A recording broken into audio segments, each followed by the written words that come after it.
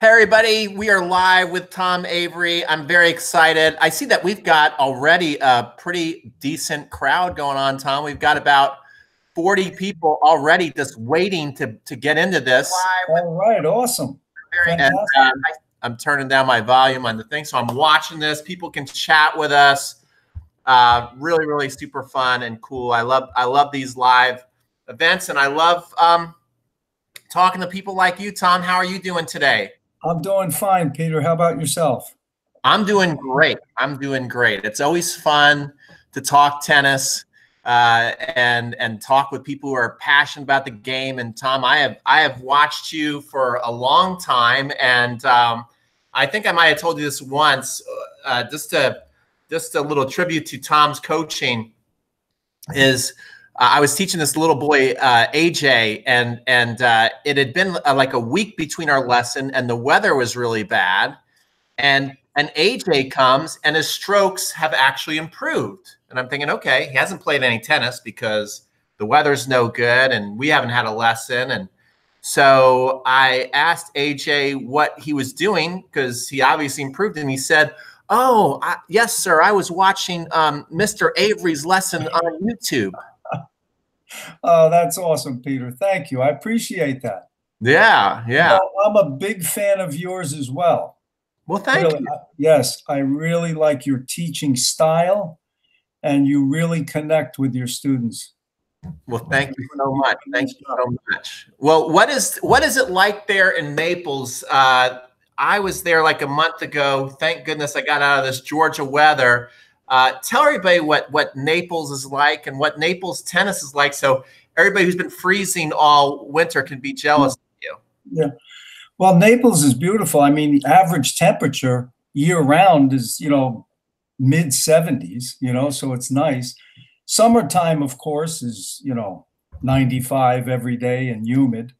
But I don't mind. I've been here 27 years, so I'm used to it.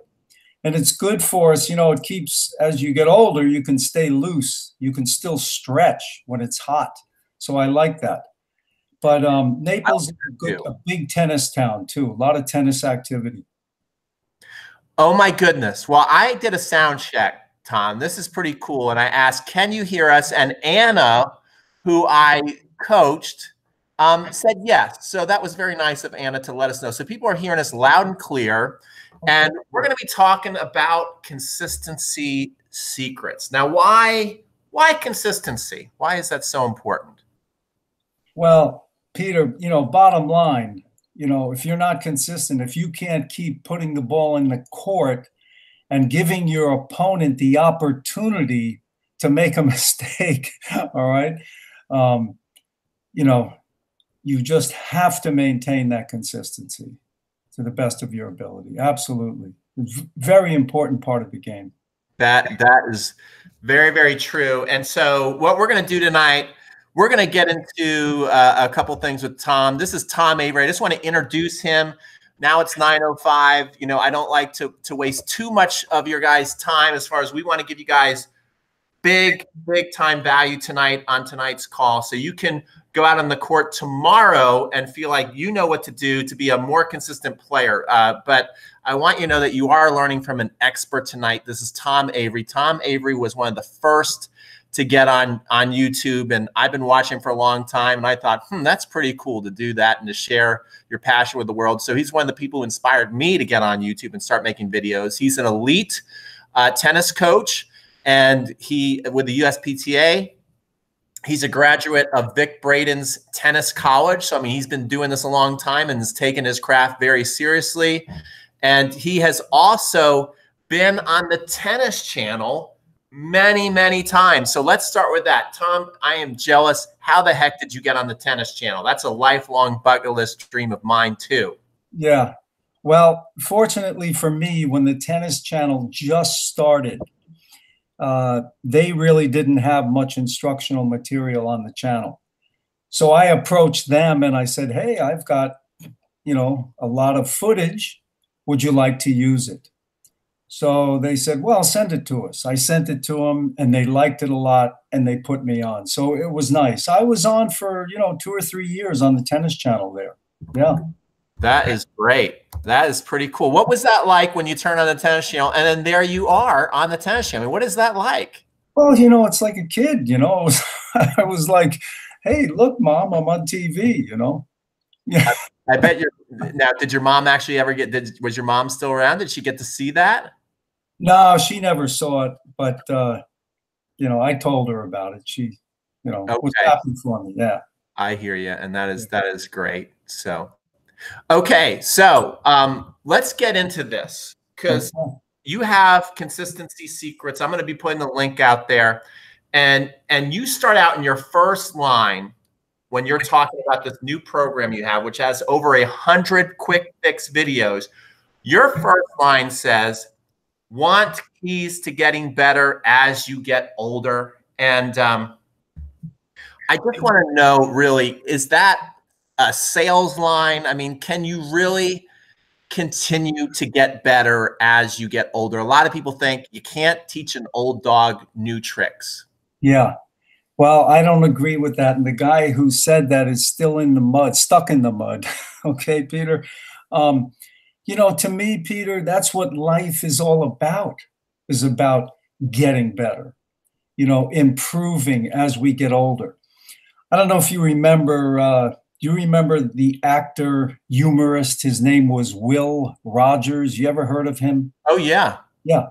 Well, one of his famous quotes was, when you're through learning, you're through. Mm-hmm. And that's so true. If we don't keep learning, I mean, that's what life is all about, to keep learning, keep getting better at whatever we're doing. Tennis, whatever you're doing in life, you want to get better at it. That's how we get satisfaction. That's the way we were made, to keep getting better. So for me, that's what it's all about.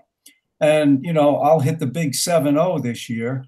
And, I'm still tweaking my game. I'm still working on things. I'm working on, believe it or not, I'm working on fitness and strength in certain areas of my body that I feel need adjustment. You look at Djokovic and his posture is just off the charts good, and that's one of the reasons why he's the top player right now. Yeah, and that everything you just said there is so key and really so important to me. I mean, so timely. Just kind of off the subject, but then not. I took my mom yesterday to the hospital, 83 years old, and she was falling, throughout the day, and mine wasn't quite right, and I mean, of course, everybody hits their wall at some point, but also, my mom is the best mom in the world, but not the best at keeping herself physically fit, at exercising. Mm-hmm. And, you said you're hitting the big 7-0. You look fantastic. You look strong. You look limber. And I just did a clinic out in Naples. The last guy standing was 81 years old. Like literally, he played the whole week. Yeah. He moved fantastic. Yeah. He moved great for someone 50 years old, honestly. And his legs were defined, and we were out there in the sun for 3 days, and it's 1 o'clock on Sunday, and he's the last one out there hitting. And then after the whole camp is done, he asked me if I could give him a 15-minute lesson. And I'm like, of course, but I was awesome. So impressed. That's why, I think it comes back to, Peter, we have to keep learning, right? And there's so many different aspects to tennis. I mean, a lot of players don't even consider nutrition and different tips you can do for fitness. And those two things are covered in this course, Consistency Secrets. And those kind of things can actually be the catalyst that will get you over the hump and really get you to the point where you can improve those things, those weaknesses, So, I think that's a big part of it, man. Just keep on improving. Don't stop. Yeah, keep on improving. One last thing on this before we get into, we're going to be covering the Big Four tonight. As far as Tom has 14 different areas, and as he says, he's even going so far as to cover fitness and nutrition in this consistency secrets. He thinks that's part of being able to be consistent, just not about hitting the ball. But the big four we're going to be covering are the serve, the forehand, the backhand, and net play. So we're going to give you guys some consistency secrets.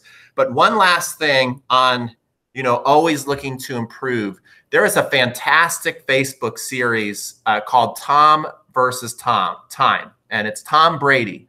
And whether you like him or not like him, it doesn't matter. It's a real learning instrument, I think, for life, because, you think, how can you throw a ball any better than Tom Brady? How can you keep learning when you're just so perfect? Really? I mean, the guy is like a perfect player, but he sits there and watches film after film after film. You'll notice there was this one practice where he's going out and he's throwing one pattern for hours. And his throwing coach says, he's so perfect that his improvement is like splitting hairs on a frog. But if he has one thing that he thinks is a breakthrough, he thinks it's huge. Right.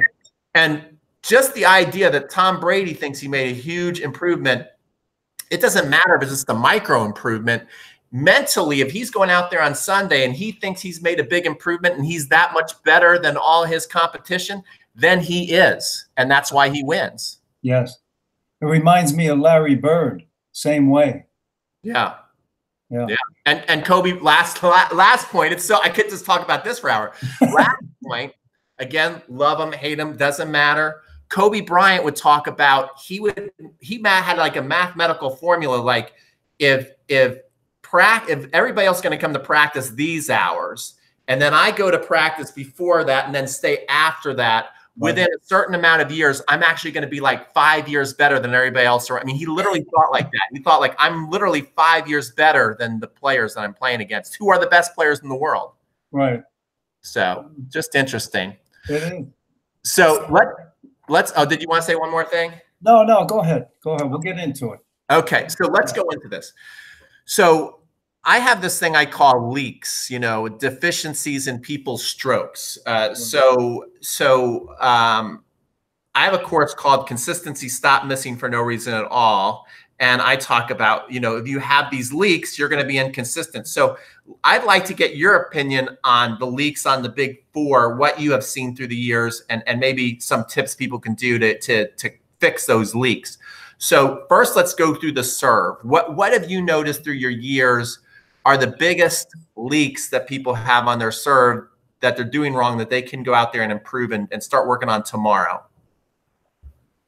I think the biggest one on the serve is that players have not developed a good throwing motion. Now, I know there's a lot of different talk on that about, is a throwing motion really necessary? And I believe it absolutely is. Serving is just like throwing a ball. So if you've played baseball and you know how to throw, or football, you know how to throw a football, you should be able to pick up the serve pretty easy.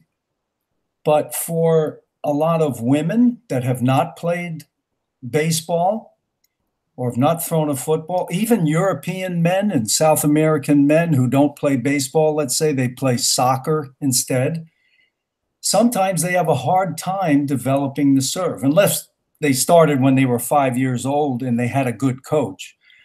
But that's one thing, developing that good throwing motion. The other thing is that how you hold the racket. Now, a lot of players, when they first start, they're holding, let's say, an Eastern forehand grip, or some are even holding a semi-Western forehand grip, and they're serving with those type of grips. You're never going to be able to develop spin with those type of grips. You have to learn to get over to a continental grip or a full Eastern backhand grip for serving. That will enable you to come at the ball when you're serving with the racket on edge. You'll be able to brush the ball and get some top spin on the ball. Because even, most players, you're not going to see a ball going through the air with no spin on a serve, okay? Players will brush the ball slightly, even on first serves, to increase their first serve consistency. Sometimes a player will go for a totally flat serve really just to get a lot of power. But most of the time, they're putting a little spin on the ball to pull that ball into the box. So those are my two biggies right there, Peter, on the serve.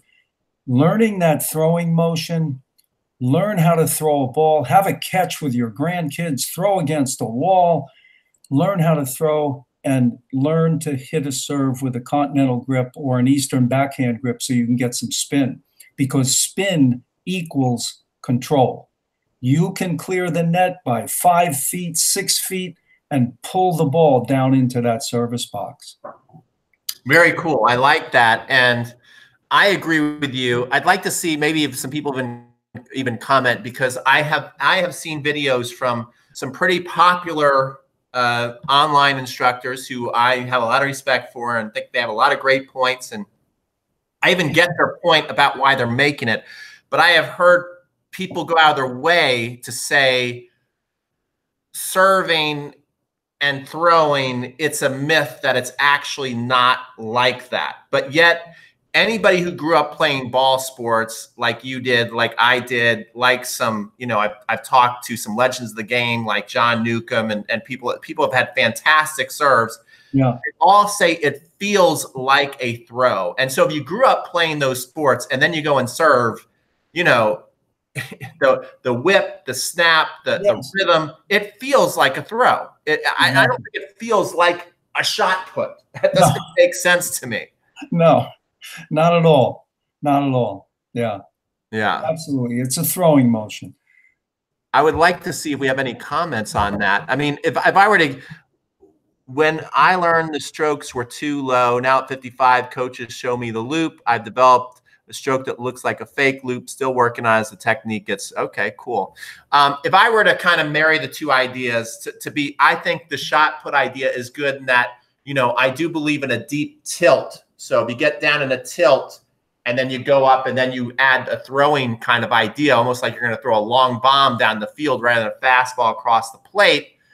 That's where I think the two kind of, what do you think about that? Yeah, I could live with a little tilt, sure. You know, that's not going to hurt, especially that rear hip.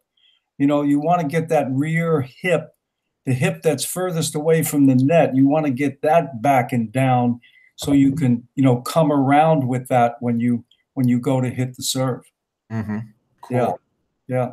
Now, for people who have never thrown before, how do you start to learn how to throw? Is this kind of instruction inside the? Yes, absolutely. It's in Consistency Secrets. You know, when you bring your hands down and your hitting arm would go back, the palm of your hand, you want to keep it down. And then you would just let your arm go spaghetti, relax the elbow. And then, like you said, you know, it's that fling, you know, it's like that throwing motion that you just used a word a minute ago, Peter, that I forget what it was, but, you know, and you're a lefty. And lefties just always naturally look like they're just flinging the ball, you know?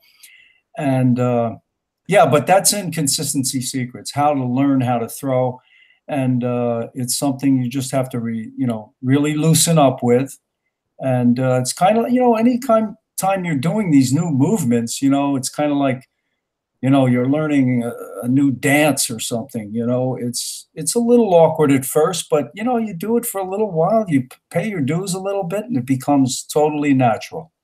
Yeah, I think especially when you mentioned you need the continental grip, that's certainly a big thing as far as takes a little bit of time to feel natural, but it is so worth it. Even before we got on, we were talking about some new up-and-comers we like to watch, and Oj Aliassime just beat Pass quite handily. And he served. I remarked that I was thinking about his serve. Like, hey, he's serving big, but it looks very controlled. You can see, even though those are fast serves, that they've got the action on the ball. So he's able to, you know, have full control even when he's going, you know, full power. Yeah. You're right. He's an exciting young player. Looks like he's got an incredible future ahead of him. Yeah. Cool. Before we go into the a couple of comments, Bruce said similar to a volleyball serve and a football, which I agree with. And then that's Play for Life said that. Play for Lifelong, which I like that. I like that username. And then Bruce said, is there any suggestions on a consistent toss? So before we move into our next area, which is the forehand, can you think of anything, any nice little tip you can give people for a better toss? Yeah. What I tell my students most of the time is, you know, you want your toss arm angling into the courts, you know, slightly, right? Because you want the toss out in front. You want to fall into the court when you hit that serve.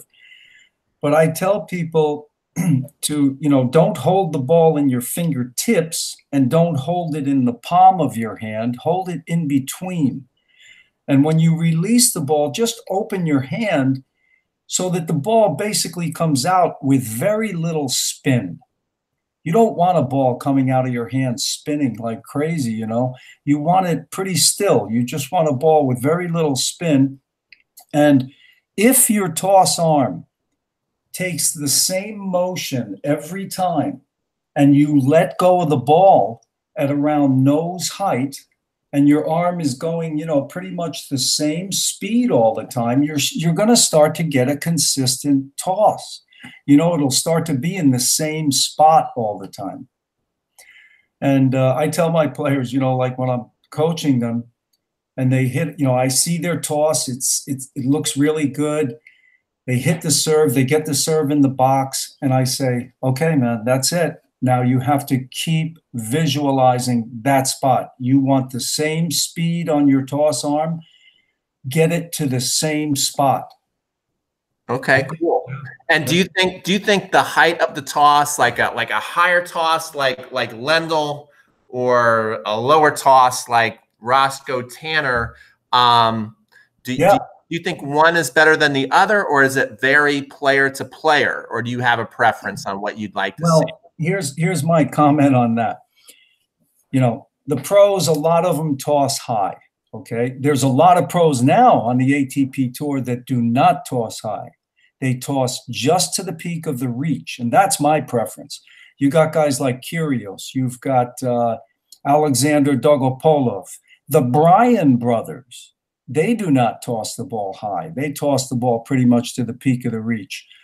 I like it more. I like it better because it gets your racket moving faster, I think. When you toss high, you have to wait for the ball to come down. And that tends to slow it up. But I know players talk about loading up the legs and the trophy position and all that. But, you know, like you said, Roscoe Tanner, he was hitting 140 with a wooden racket and tossing just to the peak of the reach. So I think the speed is not the deal, because I mean, if you hit a serve at 105 and it hits the line, you've got an ace. It does, but personally, here's my thought, Peter. To toss the ball high takes more talent and more practice time. The pros, the guys on the ATP and the women on the WTA, have a lot of talent and they have a lot of time to practice. For the average person that's out there playing tennis, you know, even if they're playing a lot, 2 or 3 times a week, you know, a lower toss is what is going to work so much better for them. And they're still in good company, because even today, 2019, there are many players out there that are tossing just to the peak of their reach, and they're having great success. I love that. I think you're right. So we'll leave it there, and we'll go on to the next topic, which is the forehand. So, you know, if you watch the tour today, especially when you're serving, it is very much dominated by a big serve, a big forehand, and they're certainly doing it consistently as well. You know, there's not a ton of unforced errors out there as far as hard as these people are hitting. So what are the pros doing to where they're not spraying the ball, even though they're aggressive, which we all want to be doing? And the the mistakes that you see. What are the leaks on the forehand that you see that keep people from developing the forehand that they want? Okay. The biggest leak I see on the forehand is too much racket movement in the contact zone or contact area, I call it. Now, Federer is the master at this, where, you know, he'll come into the contact zone and his racket will start to get vertical, okay? Now, his racket will stay vertical in the contact zone, which is an area of about 1 foot to 1.5 feet, where you can make contact with the ball and still keep the ball in the court. The racket's moving from low to high in that 1 foot to 1.5 feet, so you're getting the brushing effect. You're getting the topspin. Now, when my student or any tennis player is watching the pros on TV or even at a live match, it looks like they're rolling their forearm and wrist in the hitting zone. But trust me and believe me when I tell you, that rollover with the wrist happens after the ball has left the racket. Even if you go on YouTube and you look at slow motion films of Roger Federer, you will see that he hits the ball, the racket goes through, the ball's gone, the racket goes another 1/2 foot at least, or close to 1 foot before he rolls his forearm and wrist and relaxes on his finish. So that's one of the biggest mistakes I see. There's two, you know, because people are confused about topspin because they watch other players and it looks like players are rolling the forearm and wrist over the ball. You cannot hit the top half of the ball and clear the net. It's physically impossible. You know, you're hitting really the equator of the ball, but the racket's coming from a low position, so it's brushing that equator of the ball. And that imparts that forward spin, which enables you to get 5-6 feet net clearance and still pull the ball back down in the court. Yeah, that's a very good point. And if you watch Federer, it is kind of deceiving because at one hand he's kind of weird because it's very classic looking, but yet I think he's the guy that everybody changed the way they taught the forehand to be more of a short cycle swing and holding your hands out here and certainly whipping through quick. But so it appears that he's like waving a magic wand around, that he's just like throwing his wrist at the ball, you know. Yeah, but yeah. if you do watch it in slow motion, there's a lot of length on that stroke, huh? Yes. The ball is long gone before he lets his wrist and forearm roll over. Yeah. That's the point. You know, you cannot be playing around with the wrist and forearm in that contact zone, which is, you know, an area of about 1 foot to 1.5 feet. Yeah. Now, one of the things that a hot buzzword is the wrist lag. You know, how much should students, I mean, is that important to focus on having a wrist lag, you know, like the lag and the snap? I mean, is that something that we should really be obsessed with, or I don't think so necessarily. I mean, I think, you know, you could try it. It may give you a little more pop on your forehand, maybe. For instance, with my forehand, I've worked on it a little bit, and I didn't see a huge difference. You know what I mean? So, you know, the lag to me is not a huge thing.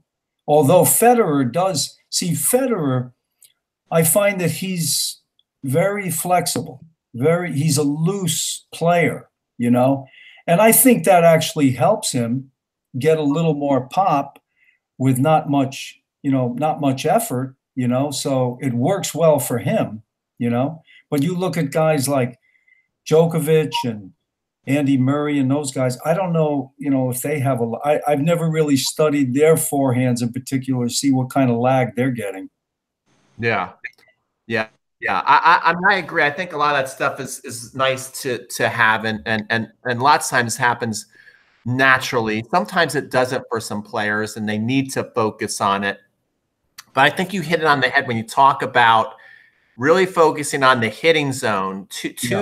When you mentioned that, two tips came to my mind, and they're both from the Agassi camp. And Agassi had a course, a masterclass course, and I watched it. And he was saying that his coaches really taught him that the 6 inches before and the 6 inches after the hit are the most important. So that's what he would focus on. Absolutely. Really stay with it.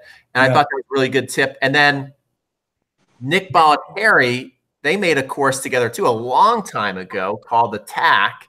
And I watched it as a young coach in my 20s, and I thought it was pretty good. And one thing that stuck out was Nick said everybody's always looking for the perfect contact point, and he talked about a zone like you talked about. And he said, so I tell Andre, if he's a little late, don't worry about it. As long as you're accelerating through the contact zone, that ball is going to go in, baby. That sounds like Nick. Yeah. So good stuff. So let's go to a lot of people's weakness. This is where a lot of people get picked on, and so you can lose a lot of points here. And that's the backhand. What is wrong with people's backhands? Well, let's talk about the one-hander in particular. The big thing with the one-hander is people struggle. They're working hard, and they're not getting any results. And the bottom line is, if you're working hard on your one-hander, you're doing something wrong, because it takes more effort to hit a forehand than it does to hit a backhand. When you hit a backhand, your arm is going away from your body, and you're hitting, with a one-hander, you've got to hit it a good foot to a foot and a half out in front of your lead foot with your arm fully extended. But I find that the one thing, and I was fortunate to do this video for your 10Con, Pete, was the effortless one-hander, where the rubber band effect, you have to use that hitting shoulder and the upper back like a rubber band. And you watch all these guys with the good one-handers, Wawrinka, Gasquet, Dimitrov, Federer, they have that rubber band effect. They'll pull that racket back and down with the non-hitting hand as well, but they stretch out that upper back and the hitting shoulder. So they stretch it out like a rubber band, and they drop the racket down, and then just they just release it. And they're not exerting a lot of effort. So, somebody hits you a huge forehand to your backhand. If your timing is good and, you've got that rubber band effect going, you're not working that hard to get that back. I know sometimes the one-hander can be tough, especially on the return of serve, because the ball's coming at a, greater pace now. And, the preparation that you need for a one-handed backhand on return of serve now, you've got to be really dialed in, and you've got to get the racket out in front. That's why, a lot of players now on the pro level are doing two hands, but I don't think the one-hander will ever go away. It's too pretty of a shot. And it's just, it's so flexible because you can switch so easy to a slice, and you can, go from topspin to slice real quick. You can come into the net. I think that's the big one on the backhand is it's got to be effortless. If you're working hard, you're doing something wrong. You should feel relaxed when you swing forward on that shot. It's like you're just releasing everything. You're relaxing into the shot. I think for a lot of us, and even myself sometimes, because I grew up with a two-hander, and then teaching so many years, always having 4 or 5 balls in my hand, developed a really nice slice, and then you hold 5 in your hand, Pete, when you teach. Yeah, 4 or 5 balls. Yeah, you and Mansour Barami. Yeah. I like to go 1, 2, 3, 4, then the 5th one on top, and kind of feed it in. But anyway, my question is, I think a lot of us are afraid to let it go, because when we finally do let it go, a lot of times it just keeps going. So what are we doing wrong when we finally decide to get enough courage to just swing out freely, and we certainly get more power, but we just lose all control? What are some of the things we're doing wrong? Why does the ball just fly when we finally relax? We're kind of like when we're tighter, we can control it more. But when we just let it go and trust, it almost lets us down. What's happening? Yeah. Okay. Here's what it could be. Number one, the first thing I would look at is the grip. Where are you on the grip? Do you have a good full Eastern backhand grip, or maybe even a semi-Western backhand grip like Guga Kerten? If you have that and you just keep that wrist in a fixed position, you're not white knuckling the racket by any means. You never want to do that. You're not holding the racket real tight, but you've got the grip. You've got a good, solid backhand grip. So when you make contact with the ball, your wrist is behind everything in a solid position. A lot of players, they don't go all the way with the grip. They're still hung up like, they're at a continental almost. Trying to hit a topspin backhand with a continental grip is not going to work too well. You've got to go to at least an Eastern. And personally, I tell people, just to get used to it, go even further. Go to a semi-Western backhand grip and give it a shot.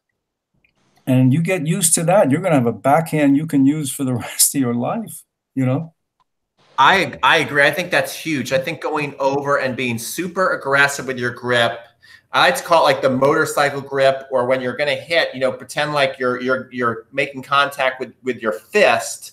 Yeah. I think that's huge, because a lot of people, they come at it with a weak grip, and then so they let it go, and then the ball goes. But if you come at it slow like that, even though it doesn't have any power, you might be able to just pop it in. But you start to accelerate, it's gone. So I think that is a very good The other thing, occasionally you'll see people leaning back when they hit a backhand, opens up the racket face. So you've got to transfer the weight to the front leg, as you swing into the shot. So you're transferring and you're hitting the ball, a good foot to a foot and a half in front of your lead foot. So, that will prevent the racket also from opening up and maybe sending it long, But I think usually, to address that question, like we start to swing fast and the ball's all over the place. Yeah. But I think grip is the first thing to look at. And I tell players, come on, experiment now when you're in the lesson or practicing with a friend, a practice partner. That's the time to try new things and just experiment. And, sometimes players turn the grip more and then the ball starts going in the net, so, and that's caused because you're not bending enough. You're not swinging low to high, so. Yeah. That's why I did this program, Consistency Secrets, Pete, to let people know, where the problem could be. You know, any question they may have. Yeah. Well, we have Steve who said, I end up slicing more. So I just want to maybe ask a question for Steve, kind of take it to the next level, because I end up slicing more when I go to the backhand. Maybe that's because I learned to slice first in the 70s. So I mean, I think that a lot of people, and I've taught a lot of lessons where we're talking about all the right thing, and they understand, and then they go to hit and they start out looking like they're going to hit topspin, and then right before contact, it kind of turns into very flat or a slice. I hope I'm not giving away too many consistency secrets, but could you share one drill or exercise or visualization, because I think it is tougher to feel topspin on a one-hander than like teaching yourself a forehand or even a two-hander. You have that top hand that really help you feel the spin. Very hard for one-handers to feel spin. Is there any tip you can give us to feel spin on the one-hander so we can finally start to rinse and repeat? Yeah. Well, first of all, let me say to Steve, the guy who commented, the slice is not a bad backhand. He's in good company. Ken Rosewall, Steffi Graf, two great players that never hit a topspin backhand. And they did pretty well in the game. But as far as a drill, the best one I like, Peter, is the brushing of the net tape. The net, the white part of the net. Sure. Just, get that full Eastern backhand grip or semi-Western backhand grip and practice brushing the tape on the net, because that's exactly what you're doing to the ball, And even if you loosen up the wrist and do a little, windshield wiper, type of motion when you're hitting the net, I don't think that would hurt. Personally, like sometimes with me, if I want to hit a real, hard backhand, I don't think windshield wiper too much. I'm just going straight, it's low to high, so I'm brushing up, but I'm going for power, so I'm driving through the hitting zone, I'm not thinking about, doing that windshield wiper motion with my wrist and forearm.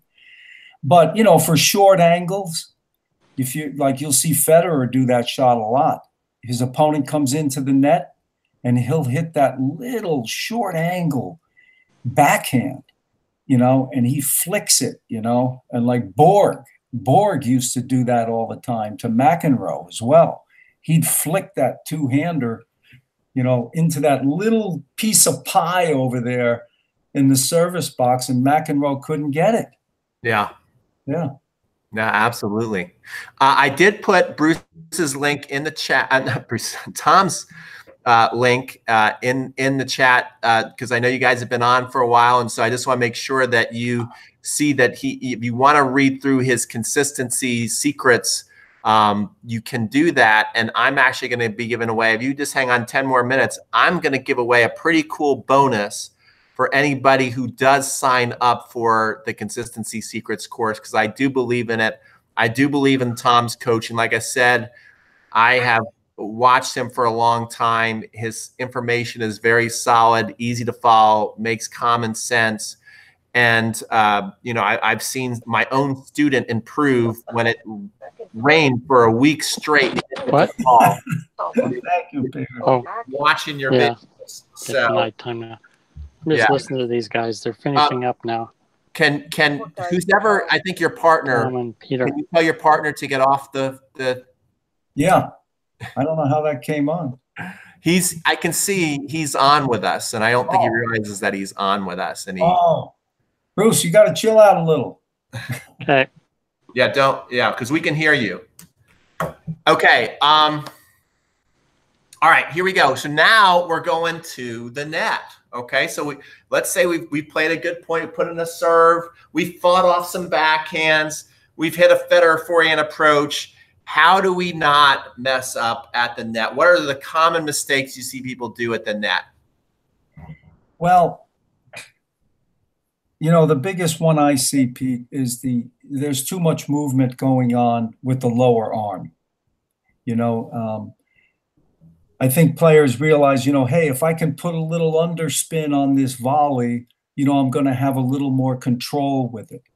And what happens is, instead of just making it a nice little high to low swing to impart a little backspin to the ball, they start to use their wrist too much. They're flicking their wrist. And once you start flicking the wrist with a volley and in that contact area, the ball's going to be all over the place. If you watch, guys, especially, one of the guys that I think had a really good volley was McEnroe. And you watched him volley, so little movement with his wrist and forearm. I mean, he was using his body weight, his forward movement for power most of the time, and a short little swing from the shoulder, So that's the biggest mistake I see is the with the lower arm, the forearm and the wrist. Mm-hmm. Yeah. Yeah, I agree. It's a lot of moving. You want to get the action. You see, I mean, I think it's weird. Like Federer, to me, he's like, he is so good to watch technically because he does have classic strokes and there's so many great fundamentals. But then there's so many things that you watch that he does that you try and copy that it can also mess you up, you know. And so, like the little English in action he puts on it, you know, Right. time is probably not what you and I should be trying. Would you agree with that? Yes, yes. Well, like I said earlier, I mean, these people, the players that are on the ATP and WTA are, number one, extremely talented. Number two, they're practicing 3-4 hours a day, you know? So, yeah, this is the kind of stuff. And, you know, let me just leave it at that. Well, here's a good tip that's, you know, not in either of our courses that I think is a great, well, it was in my Legends course, but it's given by a legend, not by us, but I think it's okay if I say it. I don't think it is. Roy Emerson had one of the best tips I've heard that I think will keep people quiet in their hands. So I'd like to give it away. And that is, he says, whether you're volleying above or below the net, always have your racket finish above the net. So if you have a volley above the net, you know, don't let your racket come below the net, because then you're moving. So when you're done, your hand should be here. If you've got to go down below the net to the volley, you should finish just above the net so that you raise it up over the net and you don't hit in the net, because if you're here and the ball's there and you go like that, you'll probably volley it straight in the net. So I thought that was a very simple but brilliant tip by a legend. Yeah. And I like that other tip that you have, Peter, on the volley, where you talk about catching the ball. That's a good. Yeah. So we were talking about this, and, you know, here's another thing, guys. A lot, you know, what's the first body part that moves? You know, it's nice to have a nice shoulder turn, but especially if things are going very fast, you know, a shoulder turn, if that's all you're thinking about, you know, now all of a sudden the racket's behind you, and if it's coming really fast, by the time you go, you're going to be late and the ball is going to fly. So I think the first thing you want to be thinking about is get very good and agile here in your wrist. So the ball comes really fast. Now you can catch it. Now, if you just do that now and it deflects, now you're hitting the volley. And if you have more time, then you go to that nice shoulder turn. Yeah. The one tip, Peter, I have, especially on the volley, to prevent, you know, the lower arm from moving around, I tell players, you know, just set the wrist and the forearm in a fixed position. Let's say you're hitting a forehand volley, and just put your hand on the front of your right shoulder and just feel that muscle contracting as you swing forward. That's the hinge that you want. You don't want, you know, the wrist and forearm as a hinge. You don't want that playing or moving around.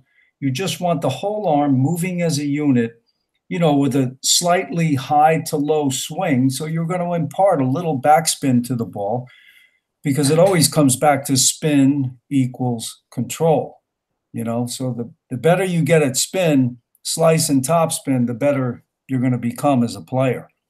Yeah, I really love that tip. And I want people to even really write that down and go out and practice that tomorrow, because I think we are always thinking about the volley and the hands and the left foot. But really, as you're saying that, it's really, bells are going off. You know, we talked about being lifelong students. Bells are going off in my head going, yes. Really, when you think about it, it's weird. That's where a lot of the feel actually is. We're always looking for feel. And so we always think about our hands. But to really feel a good volley, it's actually how good are you right here? Yeah. And what kind of feel do you have on that move? Yep, absolutely. You're right. Yep, that's it. So that's a great tip, because that move right there, Tom, you can, if you're feeling it the right way, now you can feel how to hit like a little drop shot. You can feel how to drive your volley. Like, yeah. I don't want people to sleep on that tip you just gave. That was a huge tip. Yeah. Good. Good. Well, okay. Well, let's go through here. I did want to make sure. Yeah, the chairman. What a cool username that is. There's a guy on. He calls himself the chairman. He says, "Yes, great tip on the shoulder hinge volleys." So he goes bang on. Thank you, chairman. And that was a good one by Tom. I'm putting Tom's link in there, and so for the last 8 minutes, we're going to try and get off as close to 10 as possible because I know everybody's got to go Betty bye, myself included. We're going to go through Tom's course, and I'm going to let the secret out. If you guys pick up Tom's course tonight, since you're an action taker and you're on this and you're really dedicated, I'm going to throw in my course as well. Tom will email me, so it might take me a couple of days, but he'll email me everybody who signed up, and I will give you access to consistency, stop missing for no reason at all. So you get 2 courses for the price of 1 tonight because you're awesome. And I'm going to go through some of your stuff that you have on this page, and people can, if you want to follow along, but he goes, just log in and choose the challenge you want to find the answers to. So you got approach shots, backhand, double strategy, forehand, fitness, the half volley, mental toughness, nutrition, the overhead smash, return of serve, specialty shots, single strategy, and volley. How many videos are in here? That sounds like an awful lot. There's 102 videos in there, Peter. And they range some of them are shorter, maybe 3 minutes. Some are as long as 12 minutes. Uh-huh. Yeah, so it's a lot of information.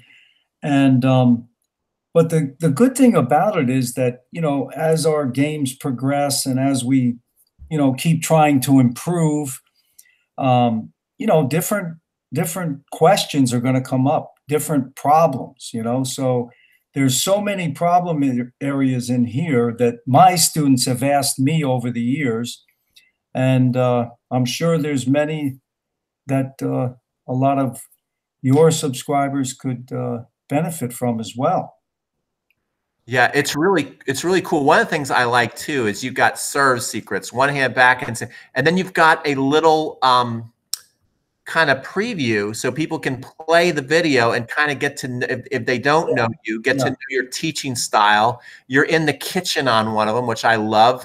How is nutrition going to make me a more consistent player? A couple of people might call BS on that and say, just because I eat a food, my ball's going to go in the court. What are you getting at there? Well, sometimes it's the food that you don't eat that's going to make you famous, okay? But here's why. The reason why is because when you eat the right type of diet, you have more energy to train. When you have more energy to train, the more training you do, the better you become. It's as simple as that. And when you're on the right kind of diet, you recover so much faster. You could do a very intense workout or play a very intense match, a 2.5-hour match. If you're eating right and getting the right nutrients, the next day, you're going to be okay. You're going to be ready to play again or work out, whatever it is. Okay. Let me ask you this. Your 2 favorite foods you'd recommend every one of your loved ones and students to eat as much as possible, and your 2 foods that you would rip out of the hands of a loved one and say you are killing yourself. Stop it. Okay. I like that question. Number 1 food that you want is bananas. Okay. The reason for that, bananas provide calories. A good-sized banana is about 100 calories. And we all need calories, okay? Just for activity, you got to have it. Now, why bananas? Because, you could put 5 or 6 bananas in a blender with maybe some celery and maybe a little almond butter, and you've got the best recovery drink on the planet. And you just drank probably about 600, 700 calories. Okay, so you're getting some calories, you're getting good nutrients. What other foods? I tell you, fruit is rocket fuel. Fruit is rocket fuel for not only you athletes, but any humans, any human. So I personally would say bananas and, well, leafy greens are good, but things like watermelons, oranges, grapes, wonderful foods for recovery because it restores muscle glycogen.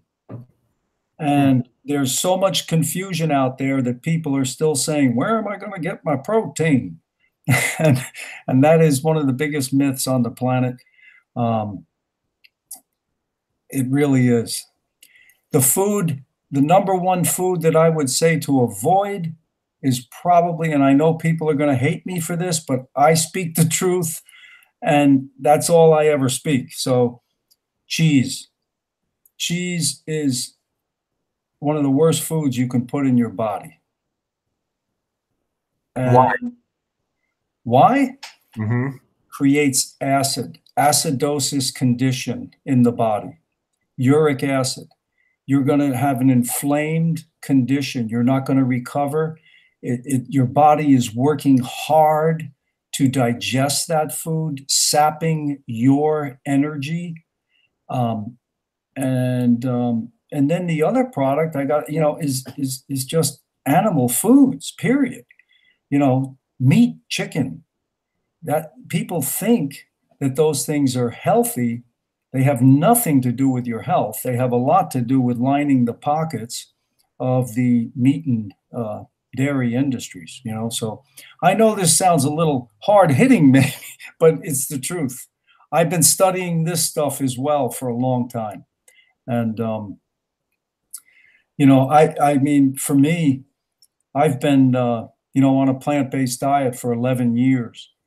And I've always been a thin person, and I even lost more weight, but I still feel good at 70 years old. I can still run.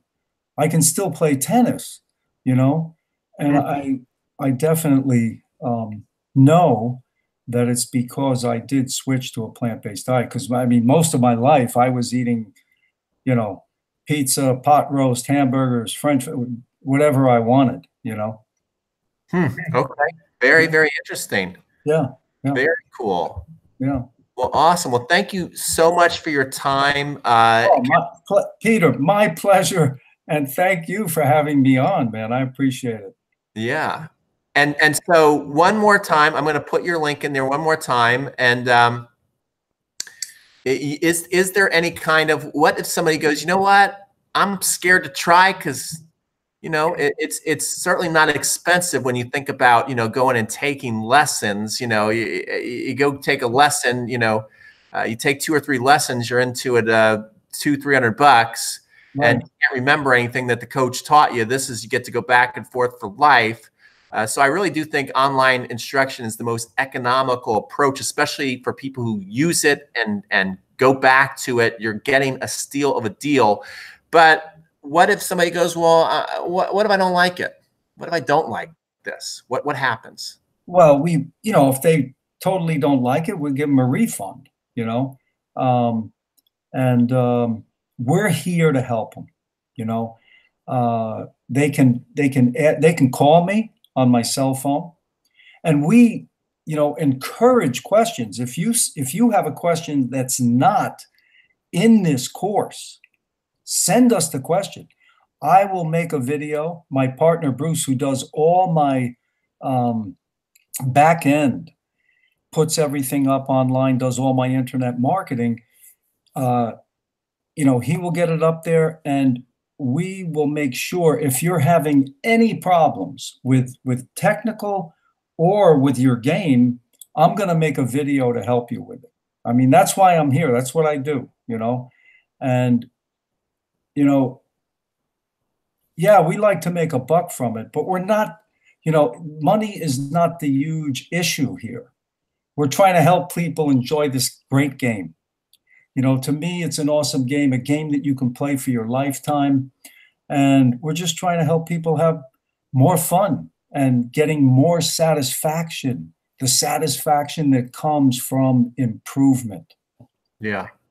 Well, guys, I really encourage you guys to give his course a try. If you do, I'm going to throw in my course, Consistency, Stop Missing for No Reason. Also, it's a 2-for-1 deal. They both come with full money back guarantees. I had Tom on here because he's a great guy. If you can't tell, he loves tennis. He's passionate about it. He's put a tennis court in his backyard because he loves tennis so much. And when you do that, you're crazy in a good way. I mean, you know, lots of people go, "Oh, I dream I could have a court in my backyard," and he actually went and put one in his backyard because he cares that much about the game and helping people, so definitely check it out, and also even beyond that, you know, follow him on YouTube, follow his emails, and you're gonna learn. You're gonna get different perspectives, and you're gonna see a guy who, you know, believes in lifelong learning, which we can all relate to and follow his lead. So thank you so much, Tom. And I'm going to end it. And you guys got the link right there to sign up. If you do, you're going to get a 2-for-1 deal. So make sure you take advantage. And you got that just because you were on tonight. Take care, Tom. Thanks a lot, buddy. I really appreciate it.